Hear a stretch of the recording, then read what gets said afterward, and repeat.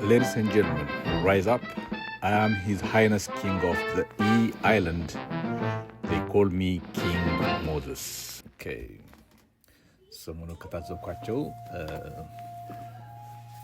ህጻጽ ከተፈጠረው አስደንጋጭ ክስተት ጋር ተያይዞ ከመጥፎ ክስተት ጎን ለጎን ብዙ አስተማሪና ትኩረት የሚያስፈልጋቸው ነገሮችን እያየን ነው።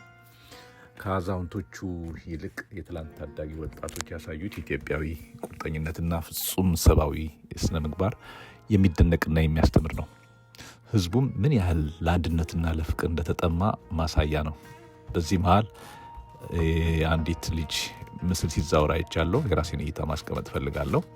በመጀመሪያ ይች ልጅ በራሱ ከዛ መገኘቷ የሚደነቅና የሚበረታታ ነው። ብዙም ጊዜ የቲክቶከሮች ሞቲቭ ወይም መነሻ ቪው ለመሰብሰብና ለራስ ጥቅም ብቻ አድርጎ መረዳት የሰዎች መልካምነትን ሊያሳጣ ስለሚችል መጠንቀቅ ያስፈልጋል። ይች ልጅ በራሱ ከዛ መገኘቷ አንድ ትልቅ ነገር ነው። ከአዲስ አበባ ትሄድ ከመቀለም ትሄድ ከዛ ከተቸገሩት ወገኖቿ መሃል መገኘቷ እሰይ የሚያስብል ነው። በእድሜዋ ከሌሎች ቲክቶከሮች ብዙም አትለይም። ብዙም ብቻ ሳይሆን ወጣት ነች። ማሰባት ተነሳሽነቷ ከበቂም በላይ ነው። ለአንድ ሰው ውሃ ካጠጣችና ከመገበች በራሱ በቂ ነው። እንኳንስ በሴት አቅሟ አንድ ወጠምሻ ወንድ ልጅ የማሳይ የማያነሳው ጆንያ ተሸክማ ማለት ነው።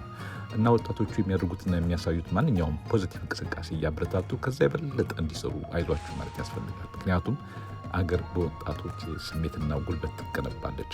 በጡረተኛ አዛውንቶች ደግሞ ልትበተን ትችላለች ወይም ትፈርሳለች።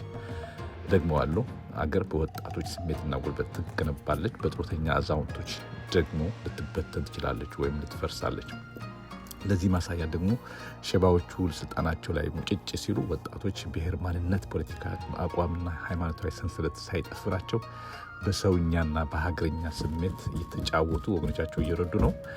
እናም ሜዳው ለወጣቶች ተውት። ሲቀጥል ከመተቸት መስራት፣ ከመንቀፍ መደገፍ፣ ከመሳደብ ማሰብ ያስፈልጋል። ዋን ላቭ ፒስ